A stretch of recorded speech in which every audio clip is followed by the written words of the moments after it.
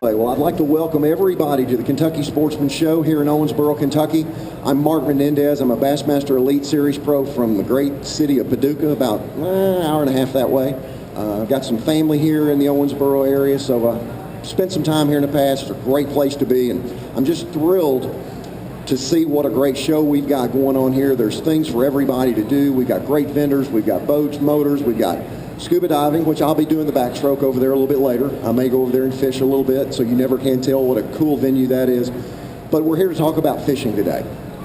And, you know, we are so blessed in the state of Kentucky to have more miles of navigable water than any other state in the lower 48. The only other state that's got more water than we do is Alaska. And I think that's a pretty bold statement for what we have to offer here in the state of Kentucky as far as bass fishing goes. We've got everything from smallmouth, you know, historic smallmouth fisheries, Dale Hollow. You've got the state fish is the Kentucky spotted bass, and then we've got Kentucky and Barkley Lakes, Barron Lake, and I tell you what, there's a little gem hidden here. How many of you guys have ever been to Green River Reservoir to fish? Anybody run over to Green? My understanding, it is on fire right now. If you don't have 20 pounds in a tournament, you don't even come in to weigh in, and you can catch all three species there. Smallmouth's kind of hard to catch there, but there's some in there. But I want to talk to you guys today about easy, because you guys are standing here looking at the laziest guy on tour. No, I'm getting a lot more gray hair. There's a lot of wear and tear on this body, and I don't know about you guys. Anybody had any trouble with their elbows or their wrist and tendonitis? It hurts. It hurts bad, and I've been fighting it for about 3 or 4 years now.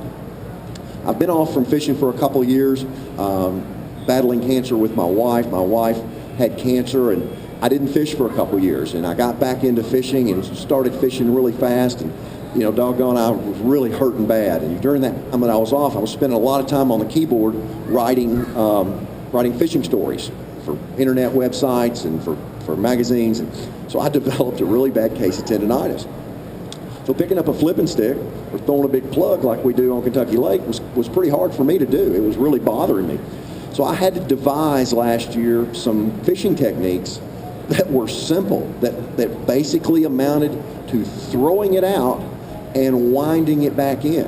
And I found some ways that, whether you like them or not, are pretty darn effective. And what I've begun to think about is how effective they are for people that don't get a chance to do a lot of fishing. Young people, the wife that's finally succumbing to the fact that she's going to have to go fishing with her significant other if she's going to see him, or someone who just wants to catch a lot of fish. So a couple of the things that I started doing is I've had 16 treatments in this right arm. I've had 10 treatments of PRP in my left arm. So it's almost like Swiss cheese, and I can't pick up that flipping stick and be as accurate and fish as long as I used to could. So I developed some techniques that I had to use this old egg beater a lot, old spinning rod. How many of you guys use one of these much? It's a fantastic way to fish. It's light line. Light line generally gets you more bites. You may not be around the biggest fish in the lake, but I tell you what, in my sport, it's about catching 5. Once you get 5 in the boat, then you can change what you're doing and try to upgrade and catch you some big ones. And this little deal right here became one of my mainstays this last season. And this is a swim bait. This is a little Strike King 4-inch swim bait. It's called a swimming shiner. All you have to do is put it on a round ball head or a squadron head from Strike King in an 1/8 ounce to a 1/4 ounce size, and it's cheap. Does anybody like that? Cheap fishing. The squadron pack comes with 5. It comes with 5 tails and 5 heads. Slips right in your back pocket. You can go to the farm pond. You can fish down the bank. Anybody fish at the golf club? Anybody go to the golf course and fish? It's the best fishing in the state. Got to sneak in there sometimes, but there's a lot of big fish there. And I've been busted many a time at our country club, I'm telling you. But this little bait is very simple to fish. It's easy enough, just cast it and wind it in.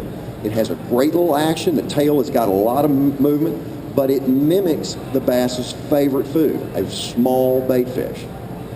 Very simple.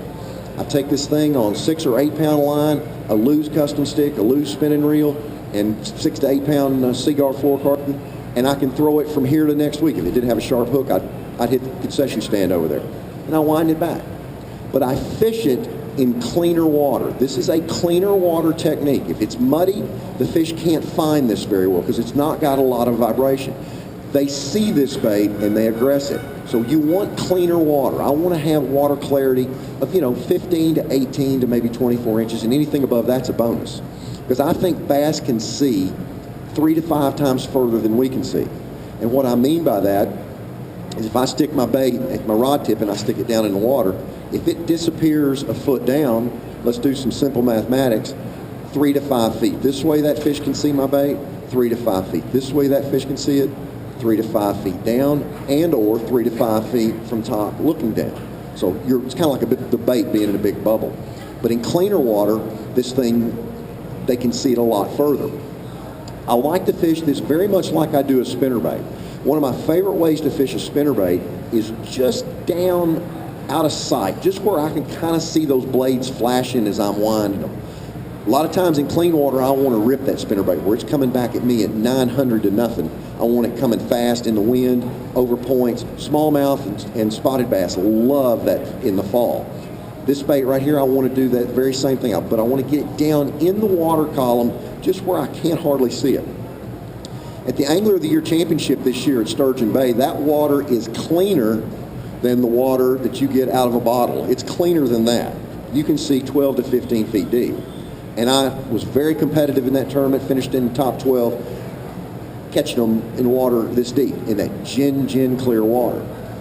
And I caught 90% of what I caught on this little bait right here. This one right here is called a green gizzard shad color, and it mimics a little bait that is in all of our waters, all of our local waters, called an emerald shiner. Have you ever thrown a bait out there and reeled your bait in and saw 2 or 3 little skippy minnows kind of get out of the way? Those are emerald shiners. Smallmouth, they must taste like filet mignon to them, because smallmouth love them, spotted bass love them. You see them in clean water, you see them in Kentucky Lake. So this is what I use. I only use about 3 colors of this bait. Very simple. I use the green gizzard, I use a solid pearl white, and I use one that is a green pumpkin back with a white belly. It's very naturalistic looking and does the job very well. I tend to use the white one on overcast days because you can see that white a lot better on a dark day than a clear water day.